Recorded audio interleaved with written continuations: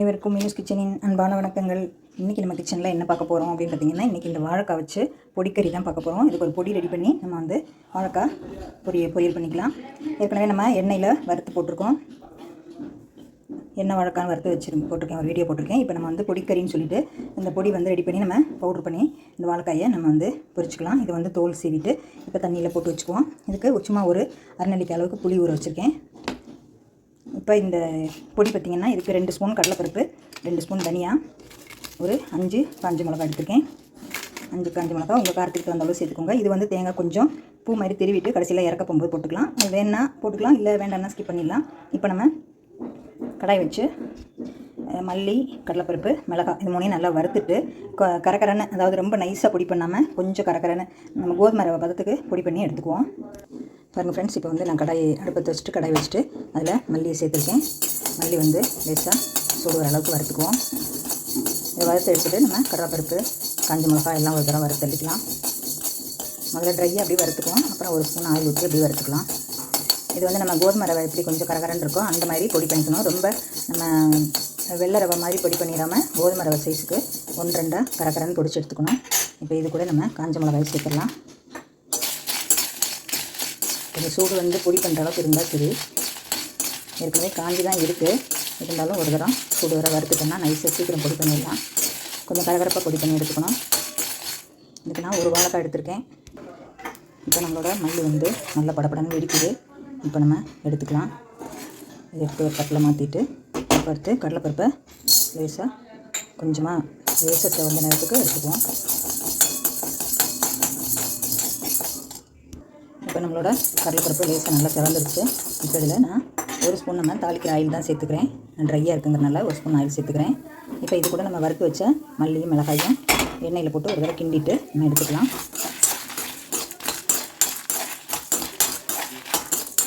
நல்லா வறுத்துட்டு அடுப்பு ஆஃப் பண்ணி வச்சு அடுப்பு ஆஃப் பண்ணிவிட்டேன். இப்போ கொஞ்சம் ஆறுனதுக்கப்புறம் நம்ம கரகரன்னு பொடி பண்ணிக்கலாம். உங்களுக்கு காரம் வேணுன்னா இன்னும் கொஞ்சம் கூட காரம் சேர்த்துக்கலாம். இப்போ பார்த்திங்கன்னா இந்த வாழைக்காய் வந்து இந்த மாதிரி தோல் உரித்த மாதிரி நம்ம நறுக்கி எடுத்துக்கணும். தோலை ஃபுல்லாக சீவிடாமல் இந்த மாதிரி நம்ம உரிக்கணும். உரித்த மாதிரி எடுத்தோம்னா உங்களுக்கு வாழைக்காய் வந்து பொரிக்கும் போது கரையாமல் இருக்கும்.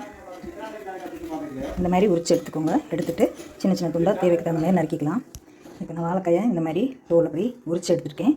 சீவாமல் அப்படி உரித்த மாதிரி எடுத்தால் வாழைக்காய் வந்து உங்களுக்கு பொரிக்கும் போது கரையாமல் இருக்கும். இப்போ இந்த மாதிரி சரிபாதியாக வெட்டிட்டு அதையும் வந்து 2 துண்டாக வெட்டியிருக்கேன். இப்போ இதுக்கு வந்து நம்ம கொஞ்சம் பெரிய ஸ்லைஸை போட்டுக்கலாம். அப்போ தான் வந்து பொடி ஒட்டி நல்லாயிருக்கும். இந்த மாதிரி கொஞ்சம் பெரிய துண்டு எடுத்து சாப்பிட்ற மாதிரி போட்டுக்கலாம். இந்த மாதிரி பெரிய துண்டை நறுக்கி தண்ணியில் போட்டுக்குவோம். இப்போ நம்மளோட வாழைக்காயெல்லாம் நறுக்கி தண்ணியில் போட்டாச்சு. இல்லைன்னா கருத்து போயிடும்.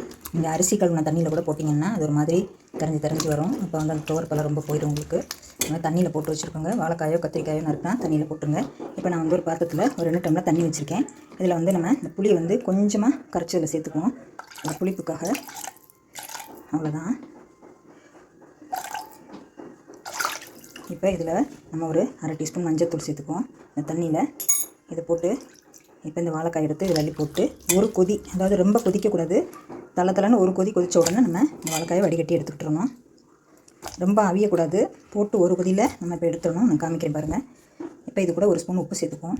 இப்போ வாழைக்காய் நான் தண்ணியில் போட்டிருக்கேன் பாருங்கள். இதுக்கு ஒரு ஸ்பூன் உப்பு சேர்த்துக்குவோம். அப்புறம் பொரிக்கும் போது வேணால் சேர்த்துக்கலாம், இல்லைன்னா அப்படியே ஸ்கிப் பண்ணிடலாம். கீழே சிந்திச்சு எடுத்து போட்டுருக்கேன். லேசாக ஒரு கொதி வந்தோடனே நம்ம எடுத்து திருப்பி பச்சை தண்ணியில் போட்டுருணும்.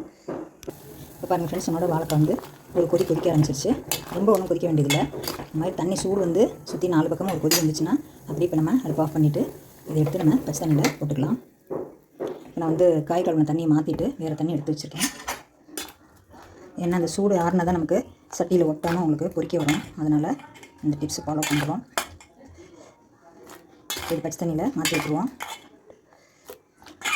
அந்த உப்பு தண்ணியிலையும் அந்த புளி ஊற்றணும் இல்லையா, அதில் குடித்தா போதும்.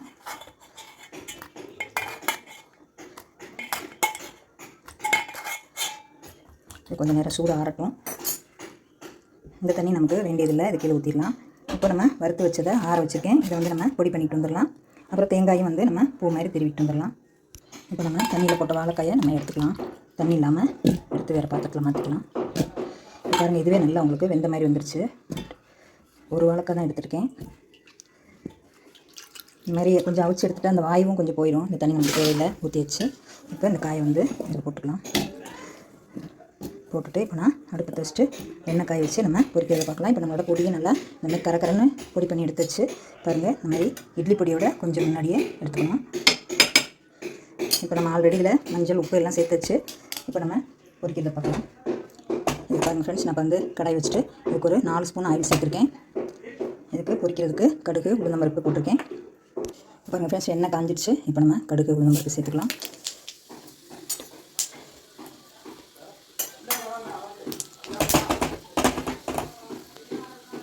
இது கூட ஒரு 1/4 டீஸ்பூன் பெருங்காயத்தூள் சேர்த்துக்குவோம்.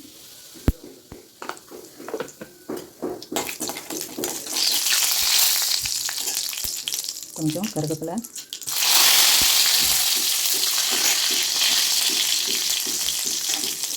இப்போ நல்லா சிவந்துருச்சு. இப்போ நம்ம வந்து இதில் வாழைக்காய் சேர்த்துக்கலாம்.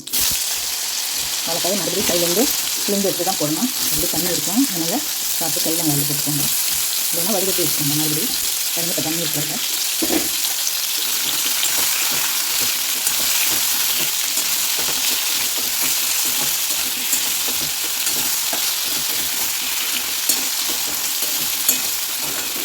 கொஞ்சம் 5 நிமிஷம் நல்லா எண்ணெயிலே வதங்கட்டும். நல்லா இந்த மாதிரி எண்ணெயிலே நல்லா வதங்கணும். வதங்கினதுக்கப்புறம் தான் நம்ம பொடி சேர்க்கணும். கொஞ்சம் காய் வெந்திருக்கோம். அதுக்காக நான் தண்ணியில் வேக வச்சோம். இருந்தாலும் எண்ணெயில் ஒரு கடை இருக்கும் பாருங்கள், நசுக்க வந்துடுச்சு. இருந்தாலும் சாப்பிடும்போது கொஞ்சம் நெருக்கம் இருக்கும், இந்த பொருட்கள் இருக்கும். இந்த எண்ணெயிலே அதை வந்து கொஞ்சம் எண்ணெய் ஊற்றிக்கணும்.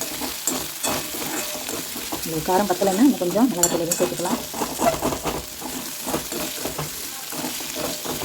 பொடியை போட்டதுக்கப்புறம் நம்ம உப்பு செக் பண்ணிவிட்டு எண்ணெய் போட்டுக்கலாம்.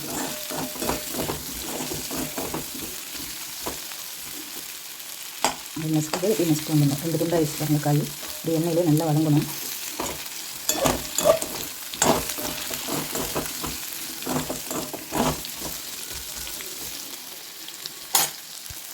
இப்போ நம்ம பொடியை சேர்த்துக்கலாம். ஆனால் நான் வந்து இவ்வளோ பொடியும் போட போகிறதில்ல, கொஞ்சம் நிறைய இருக்குது. அதனால் இது வேறு எதுக்காவது இந்த மாதிரி பொரியல் பண்ணுறதுக்கு யூஸ் பண்ணிக்கலாம். உருளைக்கிழங்கு வறுக்கும்போது போட்டுக்கலாம், இல்லை கத்திரிக்காய் பொரிக்கும்போது போட்டுக்கலாம்.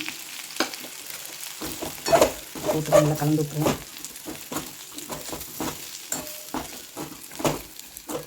இப்போ நம்மளோட வாழைக்காய் பொடிக்கறி சூப்பராக ரெடி ஆயிடுச்சு. அந்த பாருங்கள், அந்த பருப்புலாம் அப்படி கறக்கிறேன்னு தெரியும் பாருங்கள். இப்போ கொஞ்சம் உப்பு பத்தலை, சேர்த்துக்கிறேன். ஒரு 1/4 டீஸ்பூன் உப்பு சேர்த்துக்கிறேன்.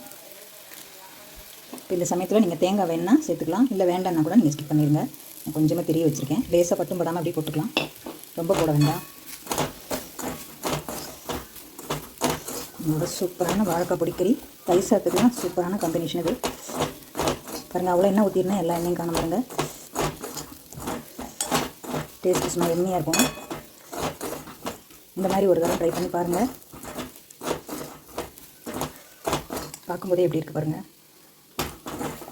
இந்த மாதிரி துண்டு துண்டாக இருந்தால் தான் எடுத்து சாப்பிட்றதுக்கு நல்லாயிருக்கும் உங்களுக்கு.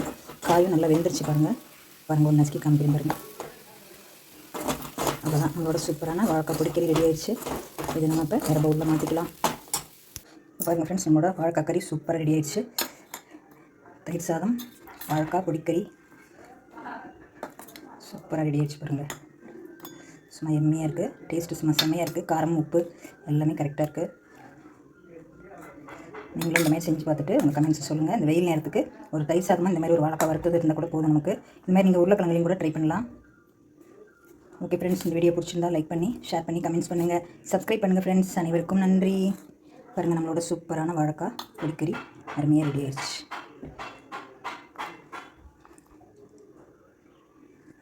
ஓகே ஃப்ரெண்ட்ஸ், அடுத்த வீடியோவில் சந்திப்போம். அனைவருக்கும் நன்றி.